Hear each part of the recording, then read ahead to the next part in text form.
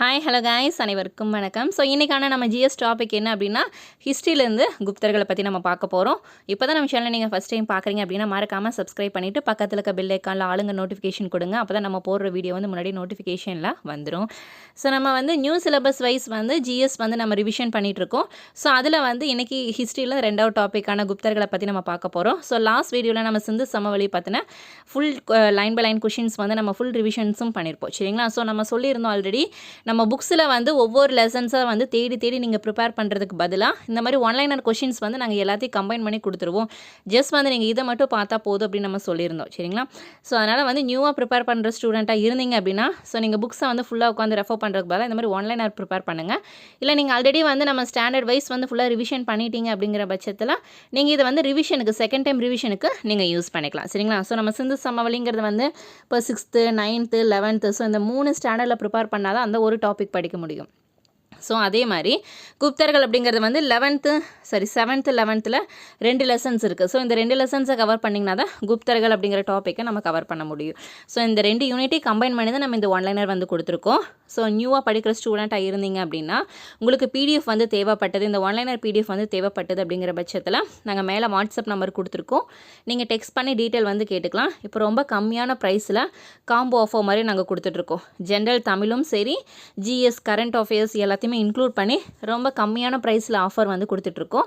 வேணுங்கிறவங்க கலெக்ட் பண்ணிக்கலாம் PDF material.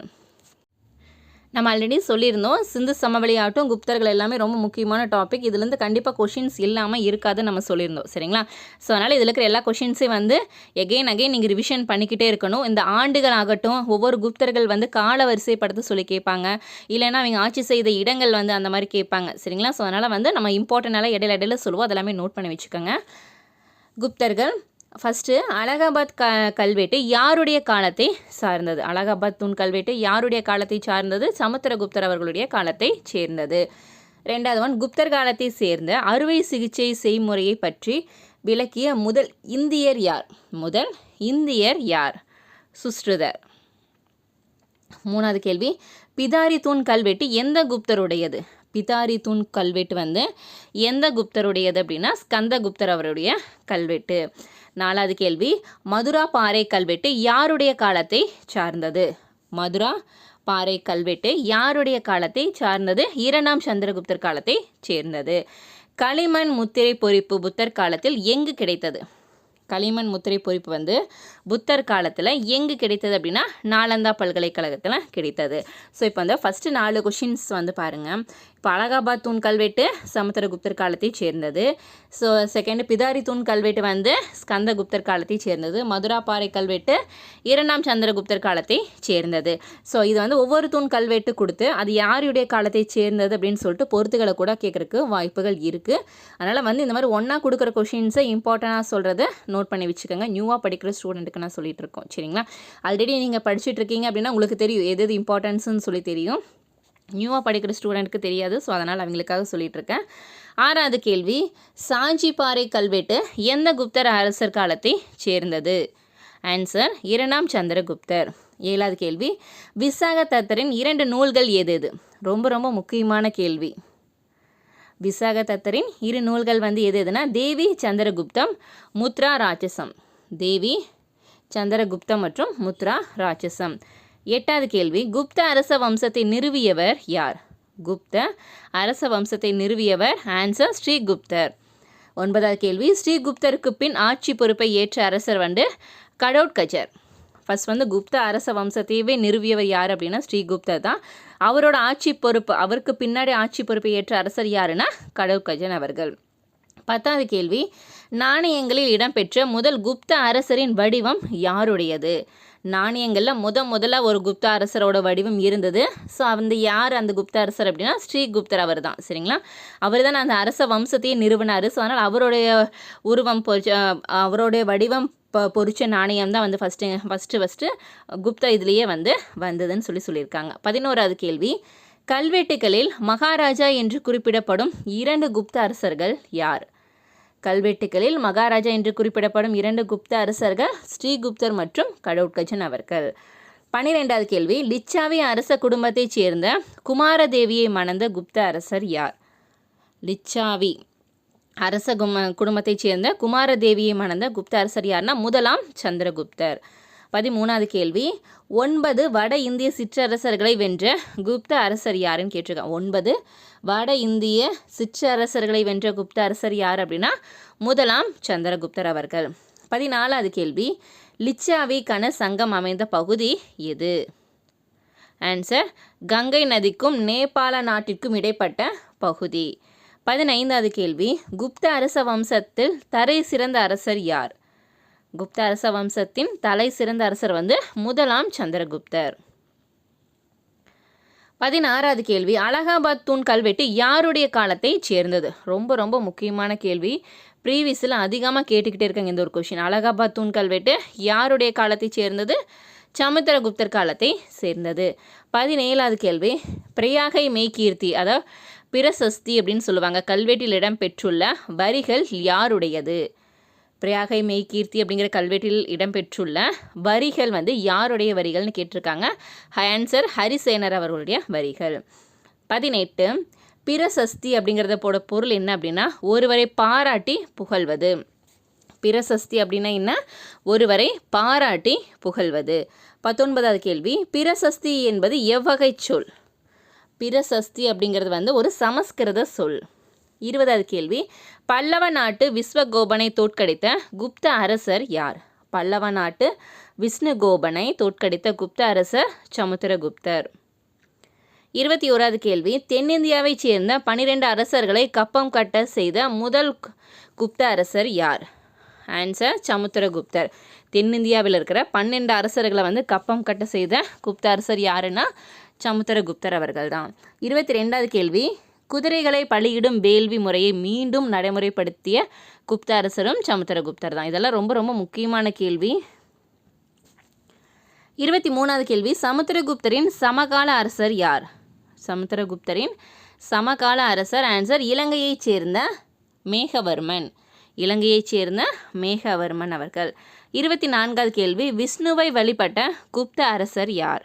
விஷ்ணுவை வழிபட்ட குப்த அரசர் ஆன்சர், சமுத்திரகுப்தர். 25வது கேள்வி, தன்னை விக்ரமாதித்யன் என்று அழைத்து கொண்ட குப்த அரசர் யார்? தன்னை விக்ரமாதித்யன் என்று அழைத்து கொண்ட குப்த அரசர் ஆன்சர், 2ஆம் சந்திரகுப்தர். 26 2ஆம் சந்திரகுப்தர் யாருடைய மகன்? 2ஆம் சந்திரகுப்தர் யாருடைய மகன்னா சமுத்திரகுப்தர் இருக்கிறார், அவருடைய மகன் தான்.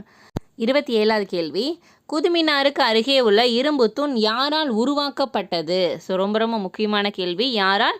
2ஆம் சந்திரகுப்தர் அவர்களால் உருவாக்கப்பட்டது. ஸோ இவர் என்னன்னு சொல்லுவாங்க? விக்ரமாதித்யா அப்படின்னு சொல்லி இவருக்கு இன்னொரு சிறப்பு பெயரும் இருக்குது, நோட் பண்ணிக்கோங்க. விக்ரமாதித்யானாலும் யார்? 2ஆம் சந்திரகுப்தர் தான். 28வது கேள்வி, எந்த குப்த அரசருக்கு கீழ் நவரத்னங்கள் என்று அழைக்கப்பட்ட அவை இருந்தது? எந்த அரசருக்கு கீழே நவரத்னங்கள் அப்படின்னு சொல்கிற அவை இருந்ததுன்னா 2ஆம் சந்திரகுப்தரோட அவருக்கு கீழே தான். சரிங்களா? 29 விக்ரமாதித்யனின் அவையைச் சேர்ந்த 2 சமஸ்கிருத புலவர்கள் யார்? இந்த நவரத்னங்கள் அவை அப்படிங்கிறது ரொம்ப ரொம்ப முக்கியம். யார் யார் எந்தெந்த துறையில் இருந்திருக்காங்க அப்படின்னு சொல்லி நம்ம கண்டிப்பாக தெரிஞ்சிருக்கணும். இதில் சமஸ்கிருத புலவராக இருந்தவங்க 2 பேர். ஸோ அவங்க யாருன்னு கேட்டிருக்காங்க. ஃபஸ்ட்டு காளிதாசர் மற்றும் ஹரிசேனர் அவர்கள். காளிதாசர் மற்றும் ஹரிசேனர் இவங்க 2 பேரும் சமஸ்கிருத புலவராக இருந்திருக்காங்க அந்த அவையில். 30வது கேள்வி, அகராதியலின் ஆசிரியர் யார்? ஆன்சர், அமரசிம்ஹர். அமரசிம்ஹர். 31வது கேள்வி பாருங்கள், 2ஆம் சந்திரகுப்தரின் அவையில் இருந்த மருத்துவர் யார்? இந்த நவரத்தினங்களில் ஒவ்வொருத்தரும் ஒவ்வொரு துறையில் இருந்திருக்காங்க. ஸோ மருத்துவத்துறையில் இருந்தவர் யார் அப்படின்னா தன்வந்திரி அவர்கள். விக்ரமாதித்யன் அவையிலிருந்து ஜோதிட துறையில் இருந்தவர் யார் அப்படின்னா காகபனகர். அதே 33 பாருங்கள், விக்ரமாதித்யன் அவையில் சேர்ந்த கட்டிடக்கலை நிபுணர் யாருன்னா சன்ஹு அவர்கள். யார்? சன்ஹு அவர்கள். 34 2ஆம் சந்திரகுப்தரின் அவையிலிருந்த வானியல் அறிஞர் யார்? வானியல் அறிஞர் யார்? வராகி மிகிரர்.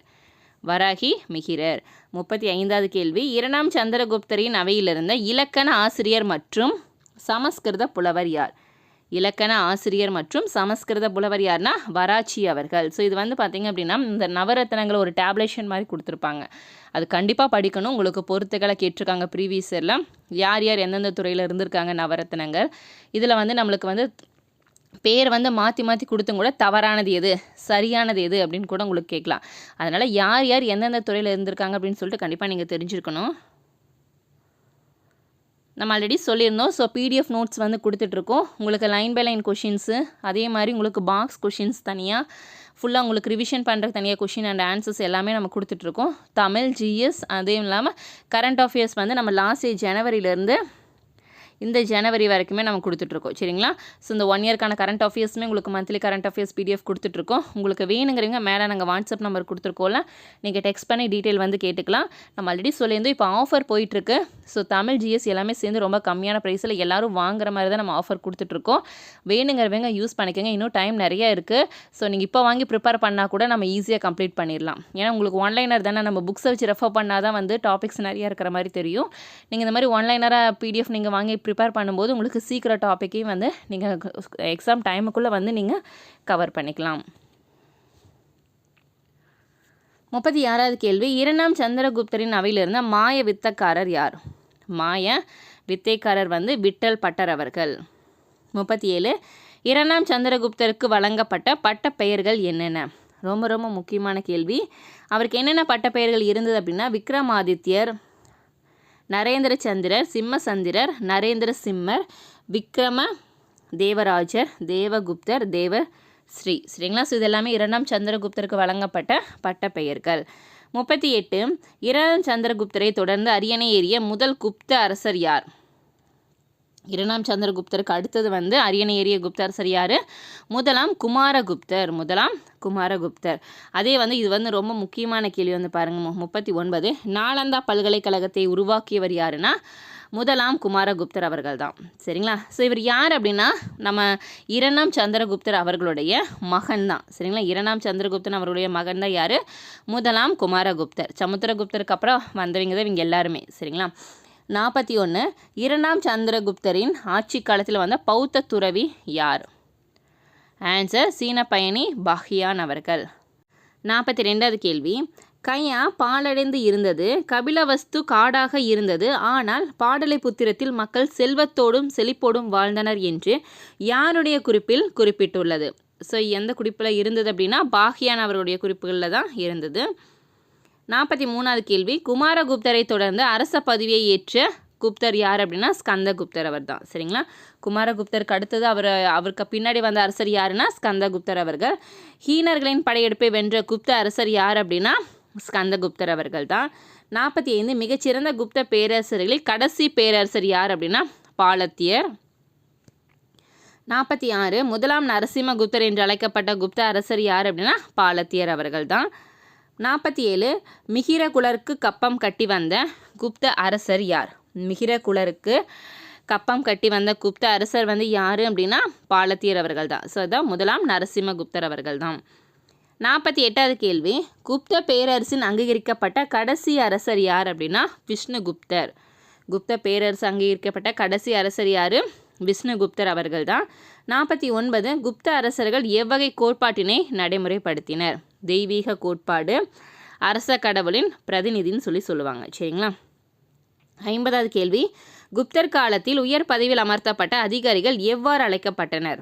இதுலேருந்து வர கொஷின்ஸ் எல்லாமே ரொம்ப ரொம்ப முக்கியம். ஸோ இது வரைக்கும் வந்து யார் யாருக்கு அடுத்தபடியாக ஆட்சியில் இருந்தாங்க அப்படின்னு சொல்லி பார்த்தோம், யாருடைய மகன்கள்னு பார்த்தோம். சரிங்களா? ஸோ இனி வரப்போகிறது எல்லாமே ரொம்ப அந்த நாட்டு மக்கள் அவங்கள பற்றின கொஷின்ஸாக தான் இருக்கும். சரிங்களா? குப்தர் காலத்தில் உயர் பதவியில் அமர்த்தப்பட்ட அதிகாரிகளை வந்து எப்படி நம்ம சொல்லுவோம்னா தண்டநாயக்கர், மகா தண்டநாயக்கர்னு சொல்லுவாங்க. உயர் பதவியில் இருந்த அதிகாரிகளை வந்து தண்டநாயக்கர், மகா தண்டநாயக்கர் அப்படின்னு சொல்லுவாங்க. 51, குப்த பேரரசின் பிராந்தியங்கள், அதாவது வந்து மாநிலங்களை வந்து எப்படி சொல்லுவாங்க அப்படின்னா தேசம் அல்லது முக்தி அப்படின்னு சொல்லுவாங்க. குப்தர் காலத்தில் மாநிலங்கள் இருக்குல்ல, அந்த மாநிலங்களை வந்து எப்படி சொல்லுவாங்கன்னா தேசம் அல்லது முக்தின்னு சொல்லுவாங்க. மாநிலங்களுக்கு இன்னொரு பெயர் என்ன? பிராந்தியங்கள். சரிங்களா? 52, பிராந்தியங்களை நிர்வகித்த ஆளுநர்கள் எவ்வாறு அழைக்கப்பட்டனர்? அதான் மாநிலங்களை வந்து ஆட்சி செய்கிற ஆளுநர்களை வந்து எப்படி சொல்லுவாங்க அப்படின்னு கேட்டிருக்காங்க. ஆன்சர் உபஹாரியா. ரொம்ப ரொம்ப முக்கியமான கேள்வி, உபஹாரியா. 53, பிராந்தியங்களுக்கு கீழ் இருந்த பகுதிகள் எவ்வாறு அழைக்கப்பட்டன? அதாவது மாநிலங்களுக்கு கீழே அப்படிங்கும்போது நம்மளுக்கு அடுத்து என்ன? மாவட்டங்கள். சரிங்களா? ஸோ மாவட்டங்கள் என்ன சொல்லுவாங்க? விஷயா அப்படின்னு சொல்லி சொல்லுவாங்க. பிராந்தியங்கள்னா மாநிலங்கள், அதுக்கு கீழே இருந்த பகுதிகள் வந்து மாவட்டங்கள். மாவட்டங்களுக்கு இன்னொரு பெயர் என்ன? விஷயா. 54 கிராம அளவில் செயல்பட்ட அதிகாரிகள் எவ்வாறு அழைக்கப்பட்டனர்? கிராம அளவில் செயல்பட்ட அதிகாரி எப்படி சொல்லுவாங்கன்னா கிராமிகா, கிராமியா கஷா. சரிங்களா? கிராமியாக்ஷா, கிராமியா, கிராமியாக்ஷா. 55 குப்தர் காலத்தில் இருந்த இராணுவ தளபதிகள் எவ்வாறு அழைக்கப்பட்டனர்? குப்தர் காலத்தில் இருந்த இராணுவ தளபதிகள் எப்படி சொல்லுவாங்க அப்படின்னா பாலதி கிருதா, அதாவது காலாட்படையோட தளபதி, மகா பாலதி கிருதா குதிரைப்படையின் தளபதி, தூதகா ஒற்றர்களை வேவு பார்க்கும் அமைப்பு. 56வது கேள்வி அரச கருவூலத்தின் முக்கியத்துவத்தையும் வருமானத்தையும் வழிமுறைகளையும் குறிப்பிட்டுள்ள நீதிச்சாரம் என்ற நூல் யாரால் எழுதப்பட்டது? ஆன்சர் காமந்தகார். 57 குப்தர் காலத்தில் எவ்வரி அரசின் முக்கிய வருவாயாக இருந்தது? ஆன்சர் நிலவரி. 58வது கேள்வி குப்தர் காலத்தில் நிலங்கள் எத்தனை வகைகளாக பிரிக்கப்பட்டது அப்படின்னா 5 வகைகள். 59 வேளாண்மைக்கு உகந்த நிலங்கள் எவ்வாறு அழைக்கப்பட்டன? சேஸ்திரா. இது வந்து ஒரு டேப்லேஷன் இருக்கும், ரொம்ப முக்கியம். இப்போ குப்தர் காலத்தில் வந்து எந்த வரி வந்து ரொம்ப முக்கிய வருவாயாக இருந்ததுன்னா நிலவரி, அதாவது வந்து வேளாண்மைக்குரிய அந்த வரிகள் தான். ஸோ எத்தனை நிலங்கள், எவ்வளோ வகையான நிலங்கள் வந்து இருந்ததுன்னா 5 வகையான நிலங்கள் இருந்தது. ஸோ எந்தெந்த மாதிரி நிலங்கள் அப்படின்னா வேளாண்மைக்கு தனி நிலங்களா, தரிசு நிலங்கள், அப்புறம் காட்டு பகுதிகள் தனியாக, அப்புறம் நம்ம குடியிருப்புகளுக்கு தனியாக இருந்த பகுதிகள், மேய்ச்சல் நிலங்கள். ஸோ இந்த மாதிரி மொத்தம் 5 வகையான நிலங்கள் வந்து இருந்தது. ஸோ இந்த 5 நிலங்களுடைய வரி தான் வந்து பார்த்திங்க அப்படின்னா குப்தர் காலத்தில் அரசோட முக்கிய வருவாயாக இருந்தது. சரிங்களா? மொத்தம் 5 வகைகள் இருக்குது, என்னென்னு பார்த்துடலாம் பாருங்கள். 59 வேளாண்மைக்கு உகந்த நிலங்கள் வந்து சேஸ்திரா அப்படின்னு சொல்லி சொல்லுவாங்க. அதே தரிசு நிலங்கள் எப்படி சொல்லுவாங்க? கிலா. அடுத்தது வனங்கள் அல்லது காட்டு நிலங்கள், காட்டுப்பகுதியில் என்ன சொல்லுவாங்கன்னா அப்ரஹதான்னு சொல்லி சொல்லுவாங்க. 62 குடியிருப்பதற்கு உகந்த நிலங்களை வந்து வஸ்தி அப்படின்னு சொல்லி சொல்லுவாங்க. 63 மேய்ச்சல் நிலங்களை வந்து எப்படி சொல்லுவோம் அப்படின்னா கபத சரகா. மேய்ச்சல் நிலங்களை வந்து கபத சரகா அப்படின்னு சொல்லி சொல்லுவாங்க. 64 வந்து பாருங்கள் ஓரிடத்துலேருந்து நிலையாக வணிகம் செய்பவர்கள், ஒரே இடத்துல நின்று நிலைய வணிகம் செய்பவர்களை எப்படி சொல்லுவாங்க அப்படின்னா சிரேஸ்தி அப்படின்னு சொல்லி சொல்லுவாங்க. சிரேஸ்தி அப்படின்னு சொல்லி அவங்கள சொல்லுவாங்க. அதே பல்வேறு இடங்களுக்கு சென்று வணிகம் செய்பவர்கள், ஒரே இடத்துல வந்து தொழில் பண்ணுறவங்களை வந்து சிரேஸ்தின்னு சொல்லுவாங்க. பல இடங்களுக்கு சென்று வணிகம் செய்வர்கள் என்ன சொல்லுவாங்க அப்படின்னா சாஸ்தவாகா, சார்த்த வாகா அப்படின்னு சொல்லி சொல்லுவாங்க. 66 நாலந்தா பல்கலைக்கழகம் எந்த நூற்றாண்டை சேர்ந்தது? 5 மற்றும் 6ஆம் நூற்றாண்டை சேர்ந்தது. 67 குப்தர்களுக்கு பிறகு கன்னோசியை சேர்ந்த எந்த அரசரின் கீழ் நாலந்தா பல்கலைக்கழகம் சிறப்புற்றது? ஆன்சர் ஹர்ஷர் அவருடைய ஆட்சிக்கு கீழே. சரிங்களா? 68 நாலந்தா பல்கலைக்கழகத்தில் பல ஆண்டுகள் பௌத்த தத்துவத்தை படித்த சீன அறிஞர் யார்? ஆன்சர் யுவாங்ஸ்வாங் அவர்கள். 69 நாலந்தா பல்கலைக்கழகத்தில் எத்தனை மகா பாடசாலைகள் மற்றும் மிகப்பெரிய நூலகங்கள் இருந்தது? நாலந்தா பல்கலைக்கழகத்தில் மகா பாடசாலைகள் வந்து 8 இருந்தது. அதே மாதிரி மிகப்பெரிய நூலகங்கள் வந்து 3 இருந்தது. சரிங்களா? ஸோ நோட் பண்ணிக்கோங்க. 70வது கேள்வி வந்து பாருங்கள் நாலந்தா பல்கலைக்கழகம் யாரால் அளிக்கப்பட்டது? ஆன்சர் பக்தியார் கில்ஜி அவர்களால் அளிக்கப்பட்டது. 71வது கேள்வி குப்தர்களின் நாணய அமைப்பு முறையை அறிமுகப்படுத்தியவர் சமுத்திரகுப்தர். 72 குப்தர்களின் பொற்காசுகள் எவ்வாறு அழைக்கப்பட்டது? குப்தர் அவர்களுடைய பொற்காசுகள் வந்து எப்படி சொல்லுவாங்க அப்படின்னா தினாரா அப்படின்னு சொல்லி சொல்லுவாங்க. 73வது கேள்வி வந்து பாருங்கள் 2ஆம் சந்திரகுப்தர்களின் அரசியர்கள் பெயர் கேட்டிருக்காங்க. அதாவது வந்து அவங்களுடைய மனைவிகள் பெயர் மாதிரி கேட்டிருக்காங்க. குபேரநாகா மற்றும் துருபசுவாமினி. 74 அஸ்வமேத யாகம், அதாவது குதிரைகளை பலி கொடுத்து செய்யப்படும் வேள்வி நடத்திய குப்த அரசர்கள் யார் யார் அப்படின்னா சமுத்திரகுப்தர் மற்றும் 1ஆம் குமாரகுப்தர் அவர்கள். 75வது கேள்வி கட்டுமான கோவில்களை முதலில் கட்டியவர்கள் யார்?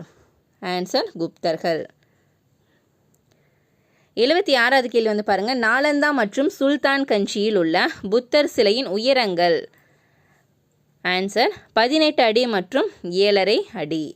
77வது கேள்வி, குப்தர் காலத்தில் மக்களால் பேசப்பட்ட மொழி மற்றும் அலுவலக மொழி எது?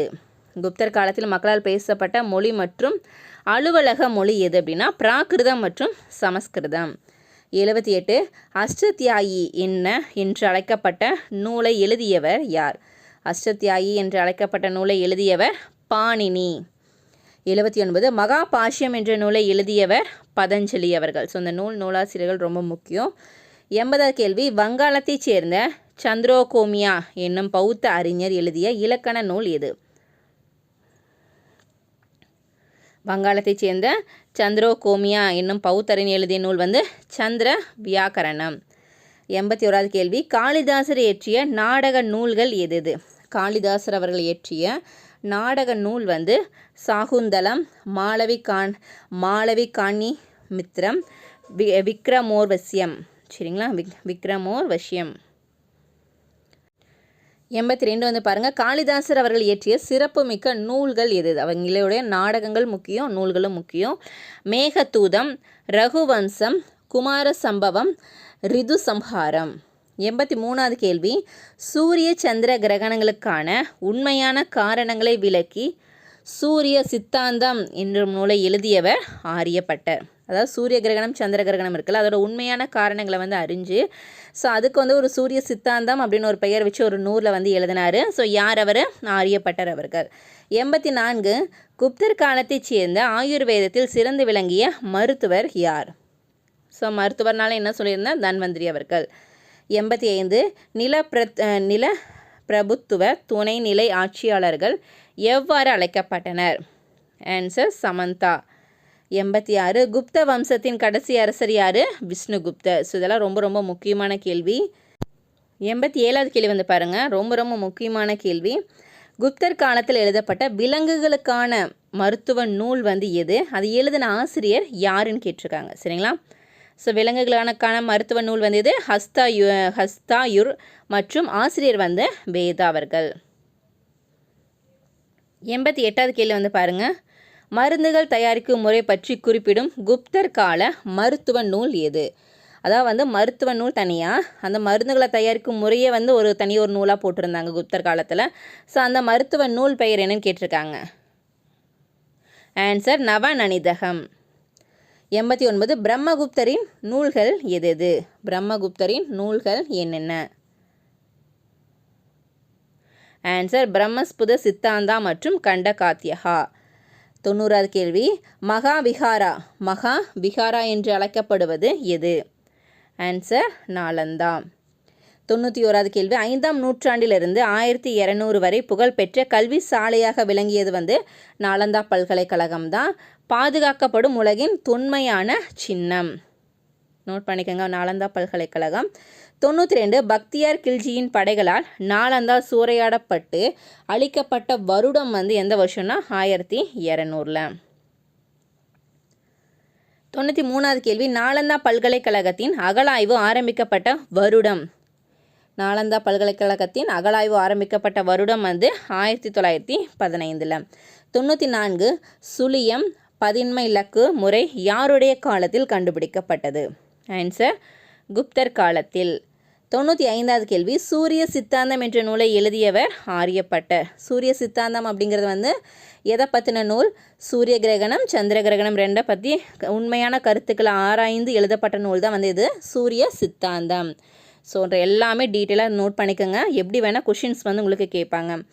96 கணிதம் கோணவியல் அல்ஜீப்ரா ஆகியவற்றை பேசும் நூல் ஆரியபட்டியம். கணிதம் கோணவியல் அல்ஜீப்ரா ஆகியவற்றை பேசும் நூல் ஆரியபட்டியம்.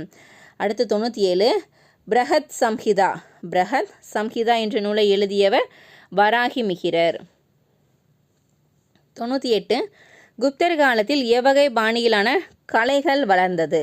குப்தர் காலத்தில் எவ்வகை பாணியிலான கலைகள் வளர்ந்திருந்ததுன்னா அப்படின்னா நகர மற்றும் திராவிடர். 99வது கேள்வி, குப்தர்கள் அதிக எண்ணிக்கையில் எவ்வகை நாணயங்களை வெளியிட்டனர்? ஸோ எந்த அதிகமான எண்ணிக்கையில் எந்த வகையான நாணயங்கள் வெளியிட்டாங்க அப்படின்னா தங்க நாணயங்கள் தான். சரிங்களா? ஸோ அதில் வந்து யாருடைய உருவம் பொறிச்சிருந்தது, ஸோ யாருடைய குறிப்புகள் வந்து அதில் மென்ஷன் பண்ணியிருந்தாங்க, எல்லாமே கேட்பாங்க. நம்ம ஆல்ரெடி பார்த்துட்டோம். 100வது கேள்வி வந்து பாருங்கள், குப்தர் கால குடைவரை கோவில்கள் காணப்படும் இடங்கள் எது? குப்தர் காலத்தில் இருக்கிற குடைவரை கோவில்கள் காணப்படும் இடங்கள் அஜந்தா, எல்லோரா, பாக், உதயகிரி. 101வது கேள்வி, சிவப்பு மண்பாண்டங்கள் யாருடைய காலத்தை சேர்ந்தது? சிவப்பு மண்பாண்டங்கள் யாருடைய காலத்தை சேர்ந்தது? குப்தர் காலத்தை சேர்ந்தது. 102, குப்தர் காலத்தில் குஜராத்தின் கிர்னார் மலையின் அடிவாரத்தில் இருந்த மிக பெரிய புகழ்பெற்ற ஏரி வந்து எதுனா சுதர்சன ஏரி.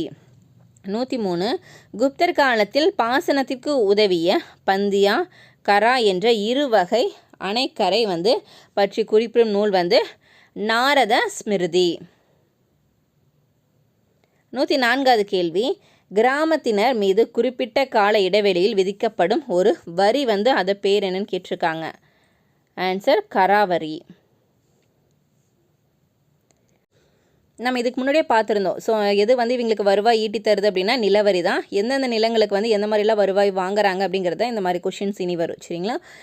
விளைச்சல்களில் அரசர் பெறும் வழக்கமான ஆற்றில் ஒரு பங்கு வரியை வந்து குறிப்பிடும் வரி வந்து எதுனா பாகாவரி. 106, அரசருக்கு கிராமங்கள் அவ்வப்போது வழங்க வேண்டிய பழங்கள், விறகு, பூக்கள் போன்றவை குறிப்பிடும் வரி வந்து எந்த வரி அப்படின்னா போகாவரி. பழங்கள், விறகு, பூக்களெல்லாம் கொடுக்குறாங்களா அந்த வரி பேர் என்ன? போகாவரி. 107, ஆரம்பத்தில் விருப்பப்பட்டு வழங்கப்பட்ட வழியாக இருந்து பின்னர் கட்டாய வழியாக மாற்றப்பட்டது. இது ஒரு அடுக்குமுறை வரி. எது அப்படின்னா ஆன்சர் பழிவரி. 108, எவ்வகை வரி வசூலிப்பதற்காக அறிஞர்கள் மாறுபட்ட விளக்கங்களை தருகின்றனர்? ஸோ எந்த வரி அப்படின்னா உபரிகரா. 109, எவ்வகை தங்க நாணயங்கள் மீது விதிக்கப்படும் வரி என நேரடி பொருள் தரும். இது நடைமுறையில் குறிப்பிட்ட தானியங்களில் விளைச்சல்களின் ஒரு பங்கினை அரசின் பங்காக பொருளாகவே அளிக்கிறது. ஆன்சர் ஹிரண்யா. 110வது கேள்வி, குப்தர் காலத்தில் வசூலிக்கப்பட்ட நுழைவு வரியின் பெயர் என்ன? நுழைவு வரியின் பெயர் வந்து சுல்கா வரி. 111, நிலப்பதிவின் போது விதிக்கப்படும் விற்பனை வரிகளின் பெயர். ஆன்சர் கிளிப்தா, உபகிளிப்தா. 112வது கேள்வி, குப்தர் காலத்தில் இரும்பு படிகள் மற்றும் செம்பு படிகள் எங்கிருந்து பெருமளவில் தோண்டி எடுக்கப்பட்டது? இரும்பு படிகளும் செம்பு படிகளும் வந்து எங்கிருந்து தோண்டி எடுக்கப்பட்டது அப்படின்னா பீகார் மற்றும் ராஜஸ்தான். 113, குப்தர் கால ஆட்சியின் தென்பகுதியில் மிளகு, ஏலம் ஆகியவற்றிற்கு புகழ் பெற்றிருந்தது என்பதை யாருடைய நூலின் மூலம் அறியலாம்? ஆன்சர் காளிதாசர் அவருடைய நூல்கள் மூலம் அறியலாம். 114, குப்தர் கால வணிகத்தில் பொதுவாக ஒரே இடத்தில் தங்கி இருப்பவர்கள் எவ்வாறு அழைக்கப்பட்டனர்? குப்தர் காலத்தில் வணிகத்தில் பொதுவாக ஒரே இடத்தில் தங்கி இருப்பவர்கள் ஆன்சர் சிரேஷ்டி என்று அழைக்கப்பட்டனர். லாபத்திற்காக ஊராக சென்று வணிகம் செய்பவர்கள் எவ்வாறு அழைக்கப்பட்டனர்? ஆன்சர் சார்த்தவாகா. 116, அஷ்டகுல அதிகாரணா என்பதன் பொருள் வந்து 8 உறுப்பினர் கொண்ட குழு. 8 உறுப்பினர்கள் கொண்ட குழு என்ன சொல்லுவாங்க? அஷ்டகுல அதிகாரணா. 117, மாவட்ட அளவிலான காவல்துறை அலுவலகம் எவ்வாறு குறிப்பிடப்படுகிறது? மாவட்ட அளவிலான காவல்துறை அலுவலகம் எவ்வாறு அழைக்கப்படுகிறது? தண்டபாஷிகா. 118, மகா பிரதிகாரா என்பதன் பொருள் என்ன? மகா பிரதிகாரா என்பதன் பொருள் வந்து அரண்மனை காவலர்களின் தலைவர். அடுத்து வந்து பாருங்க, கத்யத பகிதா என்பதன் பொருள் வந்து என்னன்னா அரச சமையலறை கண்காணிப்பாளர். கத்யத பகிதா அப்படின்னா யார் அப்படின்னா அரச சமையலறையில் இருக்கிற கண்காணிப்பாளர். 120வது கேள்வி வந்து பாருங்க, துடகா என்று அழைக்கப்பட்ட எந்த அமைப்பை குறிக்கிறது? துடகா அப்படின்னா எந்த அமைப்பை குறிக்கிறது? ஒற்றர்கள் அமைப்பு. 121, அரச கருவூலத்தில் முக்கிய வருவாய்கள், மூல வளங்கள் பற்றி குறிப்பிடும் நூல் எது? ஆன்சர் நீதிசாரா. 122, அரசு ஆவணங்களை பராமரித்த அதிகாரியின் பெயர் என்ன? அரசு ஆவணங்களை பராமரித்த அதிகாரியின் பெயர் என்ன? அஷ்டபதல திக்ருதா. 123வது கேள்வி, இரணிய வெஸ்தி என்பதன் பொருள் என்ன? ஆன்சர் கட்டாய உழைப்பு.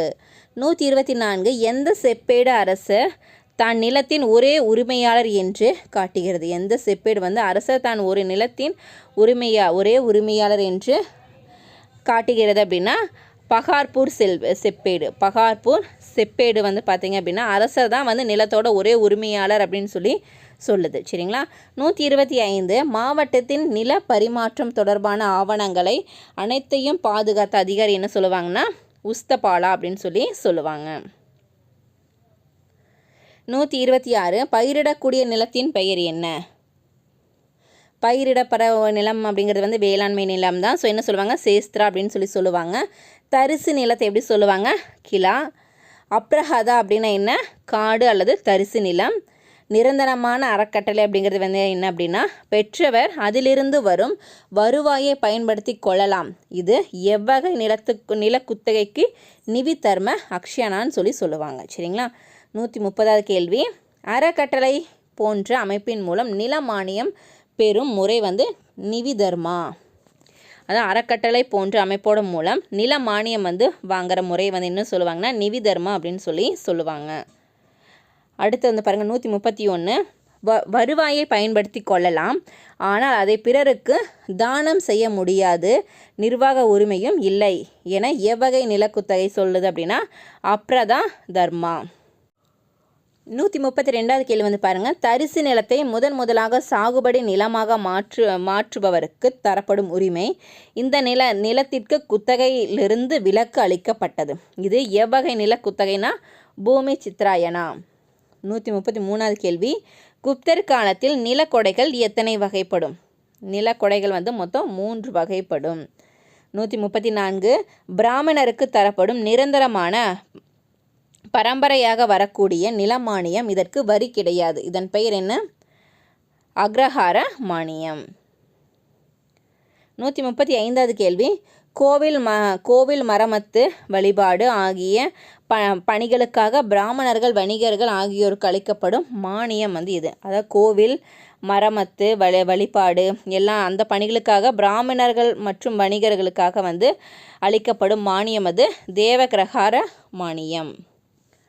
136 குப்தர்களுக்கு கீழிருந்த நிலப்பிரபுகளுக்கு தரப்பட்ட மானியம் எவ்வாறு அழைக்கப்பட்டது? சமசார்பற்ற மானியம். 137வது கேள்வி, 3 உபாரிகளுக்கு மகாராஜா என்ற பட்டம் இருந்ததாக கூறுவது எது? ஆன்சர் தாமோதர் செப்பேடுகள். 138 குப்தர் ஆண்டாக ஈரான் கல்வெட்டு குறிப்பிடுவது 165. 139வது கேள்வி, லோகா பாலா என்பது யாரை குறிப்பிடுகிறது? ஆன்சர் மாநில ஆளுநர். 140வது கேள்வி, குப்தர் பேரரசின் மாநிலங்கள் எந்த அதிகாரியின் கீழ் மாவட்டங்களாக பிரிக்கப்பட்டன மற்றும் இவை எவ்வாறு அழைக்கப்பட்டன? ஸோ எதுக்கு கீழே மாவட்டங்களாக பிரிக்கப்பட்டனா விஷயபதி கீழே. ஸோ அது எப்படி சொல்லுவாங்கன்னா விஸ்வா அப்படின்னு சொல்லுவாங்க. 141வது கேள்வி, மாவட்ட மட்டத்திற்கு கீழ் உள்ள பல்வேறு விதமான நிர்வாக அலகுகள் எது? ஆன்சர் விதி, பூமி, பீடா, பதகா. 142வது கேள்வி, முதலாம் சந்திரகுப்தர் அவர்களின் காலம். முதலாம் சந்திரகுப்தர் அவருடைய காலம் 319 முதல் 335 வரை. 143 பாருங்கள், தெய்வ புத்திர சகானுசாகி என்பது ஒரு குஷான பட்டம். 144 சமுத்திரகுப்தர்களின் ஆட்சி காலம் 40 ஆண்டுகள். கவிராஜா என்ற பட்டத்தை பெற்றவர் சமுத்திரகுப்தர். ரொம்ப ரொம்ப முக்கியம், கவிராஜா. பசுபந்து என்ற புத்தக அறிஞரை ஆதரித்தவர் சமுத்திரகுப்தர் அவர்கள். அடுத்து 147 ஹரிசேனர் என்ற அறிஞரை ஆதரித்த குப்தர் சமுத்திரகுப்தர். ஸோ அப்போ யாரை வசுபந்து அப்படிங்கிற ஒரு புத்த அறிஞரை ஆதரித்தார், ஹரிசேனர் அப்படிங்கிற ஒரு அறிஞரை ஆதரித்தவர் யார்? சமுத்திரகுப்தர் அவர்கள். இரண்டாம் சந்திரகுப்தர் அவருடைய ஆட்சி காலம் 40 ஆண்டுகள். இரண்டாம் சந்திரகுப்தர் ரெண்டு ஆட்சி காலம் எத்தனை ஆண்டுகள்? 40 ஆண்டுகள். 149 ராமகுப்தருடன் வாரிசுரிமைக்கு போராடி ஆட்சிக்கு வந்தவர் யார் அப்படின்னா இரண்டாம் சந்திரகுப்தர் அவர்கள். 150வது கேள்வி, யாருடைய ஆட்சி காலத்தில் வீணை வாசிப்பது போன்ற நாணயங்கள் பொறிக்கப்பட்டது? யாருடைய ஆட்சி காலத்தில்? ஆன்சர் சமுத்திரகுப்தர் அவர்களின் ஆட்சி காலத்தில். 151, 400 ஆண்டுகளாக ஆட்சி செய்து வந்த சாக அரசர்களின் படையெடுப்புகளின் மூலம் வென்றவர் யார்? ஆன்சர் 2ஆம் சந்திரகுப்தர் அவர்கள். 152, வாகட இளவரசருக்கு மகள் பிரபாவதியை திருமணம் செய்து கொடுத்தவர் 2ஆம் சந்திரகுப்தர் அவர்கள்.